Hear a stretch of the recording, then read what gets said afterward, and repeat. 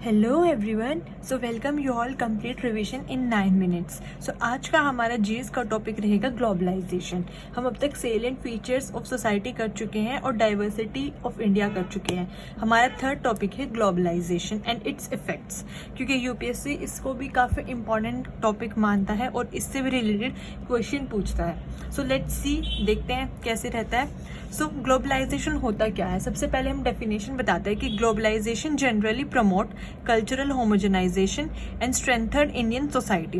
Globalisation जब movement होती है आपकी गुड्स की, कल्चर्स की, गवर्नमेंट को इंटीग्रेट करता है ग्लोबली, ये ट्रेड इंपोर्ट एक्सपोर्ट हमारा इंक्रीज करता है।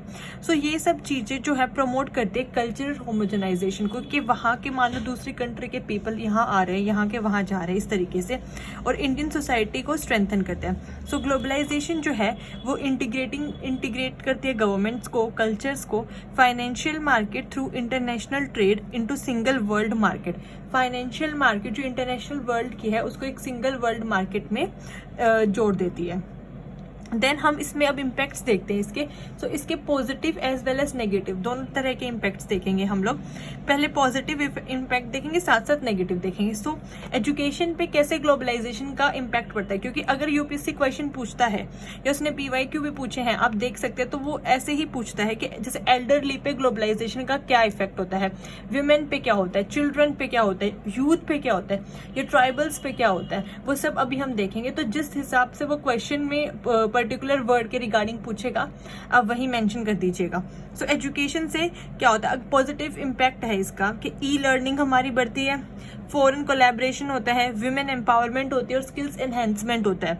नेगेटिव इम्पैक्ट में हम कह सकते हैं कि हमारे लोग, हमारे यहाँ के काम करने वाले यूएसए कनाडा में सेटल हो जाते हैं, तो ब्रेन ड्रेन हो रहा है, वैल्यू इरोजन हो रहा है, एडवेंट ऑफ प्राइवेट एजुकेशन हो रहा है। देन फूड पे क्या फर्क पड़ता है, हमारे यहाँ पे मैकडोनल्ड आ रहा है जिसको सब लव कर रहे हैं कि हाँ ठीक है ये आना चाहिए, लेकिन जो हमारे ट्रेडिशनल है जैसे मक्के दी रोटी, सरसों दा साग, इसको चिल्ड्रन प्रेफर नहीं करते हैं जनरली। सो वो चीज़ हमारी जा रही है। देन लैंग्वेज पे क्या फर्क पड़ता है, जैसे जो लैंग्वेज है हमारी, अब लैंग्वेज खाली इंग्लिश नहीं रही है या खाली हिंदी नहीं रही है, इंग्लिश के साथ इंग्लिश आ गई, Hindi plus English. Hollywood movies जो है डब्ड हो गई है बॉलीवुड मूवीज में, लेकिन हमारी जो रीजनल मूवीज है अब उनकी रेलेवेंस, अब मतलब उन्हें आप आज के टाइम पे एक यूथ से पूछोगे तो वो हॉलीवुड टीवी सीरीज हो गई या ड्रामास हो गई, उनको देखना ज्यादा प्रेफर करेगा instead of regional movies. Then हमारे ड्रेसेस पे क्या फर्क पड़ता है, वेस्टर्न ड्रेस कल्चर आ रहा है, धोती सलवार को कोई प्रेफर नहीं कर रहा है सच। देन फैमिलीज पे क्या फर्क पड़ता है, फैमिली हमारी जो है वो न्यूक्लियर फैमिली हो रही है, न्यूक्लियराइजेशन ऑफ फैमिलीज हो रहा है, जैसे कि सिंगल पेरेंट हो रहे हैं या फिर बच्चे जल्दी बड़े हो जाते हैं तो वो लोग खुद को इंडिपेंडेंट बना लेते हैं, सेम सेक्स मैरिजेस हो रही हैं।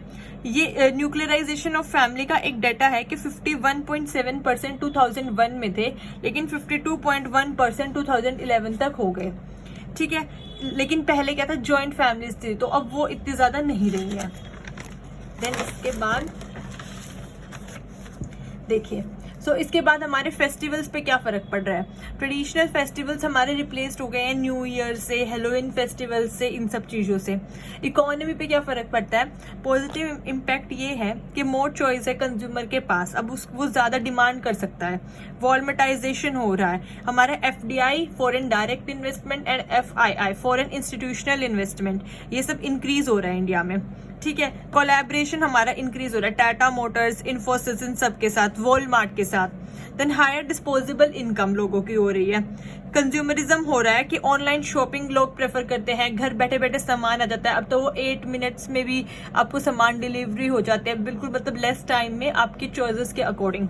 नेगेटिव इम्पैक्ट क्या है इसका, ट्रेड डेफिसिट इंक्रीज हो रहा है, इम्पोर्ट हमारे इंक्रीज हो रहे हैं क्योंकि हम चाइना से इतना ज्यादा सामान इम्पोर्ट भी तो करते हैं। स्क्यूड डिस्ट्रीब्यूशन ऑफ जॉब्स है, इक्वल डिस्ट्रीब्यूशन नहीं है।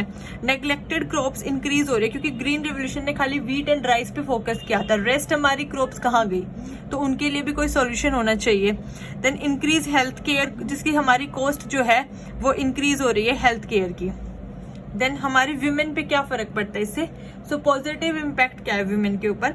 हमारी जो फीमेल लिटरेसी रेट है वो 2011 में 65.46% थी अभी 2011 में, लेकिन 1951 में 8.9% था। तो आप देख सकते हो कि इंक्रीज अराउंड 8% से 65% 1951 से 2011, तो काफी अच्छा ये इंक्रीज हुआ था। जो हमारे चाइल्ड मैरिजेस हैं वो भी डिक्लाइन हो रही हैं।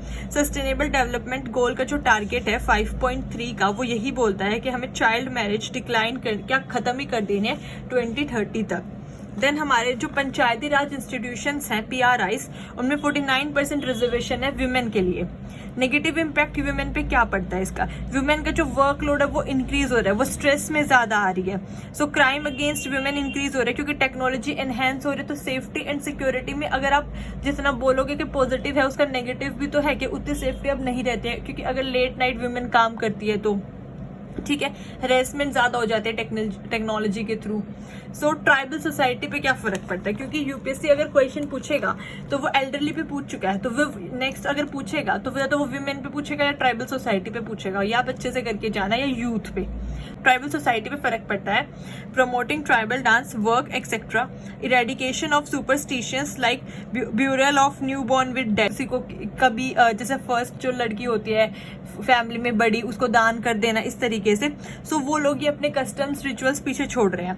नेगेटिव क्या है? इनकी डिस्प्लेसमेंट हो रही है। अब तक अकॉर्डिंग टू अ सर्वे 55% जो है ट्राइबल्स वो डिस्प्लेस हो चुके हैं या होते ही रहते हैं। जैसे कि इसका एग्जांपल है, जब सरदार सरोवर डैम बन रहा था तब 41,000 जो फैमिलीज हैं वो उसमें मेजॉरिटी ट्राइब्स ही थे, वो डिस्प्लेस कर दिए गए उनके इनिशियल प्लेस से। ये सब छोटे छोटे एग्जाम्पल्स आप जरूर लिखना, ये आपको हाफ मार्क भी एक्स्ट्रा दिला सकते हैं हर क्वेश्चन में। सो नेक्स्ट ट्राइब्स, जैसे एक खासी ट्राइब है। सो इसमें क्या होता है, जो भी मैं पीछे बता रही थी, क्या होता है कि like burial of new born with dead, तो ये किस में होता है? खासी ट्राइब होती है, उसमें होता है कि वो मदर के साथ उसको कर देते हैं। बट देन उसमें एक्सप्लॉयटेशन जो है ट्राइब्स का, अब वो इसका नेगेटिव इम्पैक्ट है ग्लोबलाइजेशन का। एनवायरनमेंट पे क्या फर्क पड़ रहा है?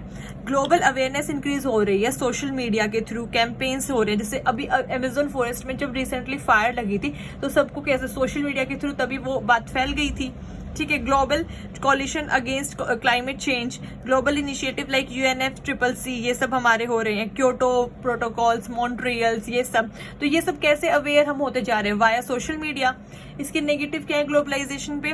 कि मोनोक्रॉपिंग हो रही है, मोनोकल्चर हो रहा है, क्लाइमेट चेंज की वजह से पॉल्यूशन इंक्रीज हो रहा है, हमारी क्रॉप्स का स्ट्रेस लेवल इंक्रीज हो रहा है। देन एल्डरली पे क्या फर्क पड़ता है? According to national commission on population, जो 9% हमारे 2011 में एल्डर्स थे, अब वो कह रहे हैं कि 18% तक इंक्रीज हो जाएंगे 2036 तक, ठीक है। कैसे? हमारी एल्डरली पॉपुलेशन इतनी इंक्रीज हो जाएंगी कि हमारी 2011 में 9% थी और 18% हो जाएगी 2036 तक। क्योंकि पॉजिटिव पहले देख लेते हैं, क्योंकि कम्युनिकेशन इंक्रीज हो रहा है एल्डर्स के लिए, तो अच्छी बात है। फिर एजलेस सोसाइटी है, रेमिटेंसेज इंक्रीज हो रहे हैं, जो बाहर से लोग पैसा भेजते हैं अपने एल्डर्स के लिए। लेकिन नेगेटिव क्या है इसके? Fallouts of disintegration of joint families. अब जॉइंट फैमिलीज नहीं रहती, तो आपको तो पता ही होगा, हमारे दादा दादी जी को सबको जॉइंट फैमिली में रहना पसंद होता था। इन्फ्लेशन इंक्रीज हो रही है। रैपिड कल्चर शॉक इनको लग रहा है, जैसे जैसे ये वेस्टर्नाइजेशन देख रहे हैं, क्योंकि ये लोग धोती कुर्ता इन सब चीजों को ज्यादा प्रेफर करते हैं। जनरेशन गैप इंक्रीज हो रहा है, तो एक अंडरस्टैंडिंग में भी ड्रास्टिक चेंज आ रहा है। हेल्थ केयर इनइक्वालिटीज हो रही है। और ट्रेडिशनल स्टोरीज, क्लासिकल, इन सबको मतलब सुनना आप कोई पसंद नहीं करता, सब अपने मूवीज, टीवी सीरीज, इन सब में रहते हैं। देन परफॉर्मिंग आर्ट्स में देखते हैं हम, पहले हमारे पास इसका पॉजिटिव है कि हमारे पास मूवीज, हिप हॉप, सालसा, ये पॉजिटिव है। लेकिन नेगेटिव है ट्रेडिशनल स्टोरीज, क्लासिकल डांस, मतलब ये सब चला गया। ट्रेडिशनल स्टोरीज की जगह मूवीज ने ले ली, क्लासिकल की जगह हिप हॉप ने ले ली, एंड डांस की जगह सालसा, और ये सब मतलब ये कुछ चीजें जा रही है और कुछ चीजें आ रही है, ठीक है। तो इंडियन एग्जाम्पल हम इसका दे सकते हैं कि इंडियन कैरेक्टर है हॉलीवुड मूवीज में, जैसे कि Rajesh in the big bang theory. तो ये अच्छी चीज भी है कि इंडिया के कैरेक्टर्स वहां पे ज्यादा फेमस हो रहे हैं। तो बेसिकली बोला जाए तो ग्लोबलाइजेशन के पॉजिटिव नेगेटिव दोनों ही इम्पैक्ट है। वो डिपेंड करता है कि हाँ पर्सनल लेवल्स पे जाके कितना किसको फायदा हो रहा है। लेकिन अगर यूपीएससी में क्वेश्चन आता है तो हमें positive as well as negative दोनों ही आंसर करने हैं। और मैंने मेरे हिसाब से सारे आपको एस्पेक्ट्स में बता दिया है, चाहे वुमेन है, एल्डरली है, एनवायरमेंट है, ट्राइब्स हैं, सोसाइटी है, ठीक है। सो लास्ट में मैं यही बोल रही हूँ कि जो वेस्ट, ये एक वर्ड है, मुझे अच्छा लगा, आप लोग अपने आंसर्स में यूज कर सकते हैं, ठीक है। वेस्ट टॉक्सिकेशन, इसका मतलब क्या होता है कि western culture are imposed on non western societies. इसको हम वेस्ट टॉक्सिकेशन बोलते हैं कि जो वेस्टर्न कल्चर है हमारा वो इम्पोज किया जा रहा है जो नॉन वेस्टर्न सोसाइटीज है उन पर भी। साथ में कल्चरल डिफ्यूजन क्या होता है कि spread and exchange of culture, कि एक कल्चर और दूसरे कल्चर का स्प्रेड होना और उनका एक्सचेंज होना। ये वर्ड्स अच्छे हैं, आप इनको आंसर में इन बिटवीन कहीं पर भी डालकर यूज कर सकते हैं। सो आज के लिए इतना ही। कल हम नेक्स्ट टॉपिक करेंगे most probably secularism. If you like this video then please share, comment and subscribe the channel. Thank you so much. जय हिंद।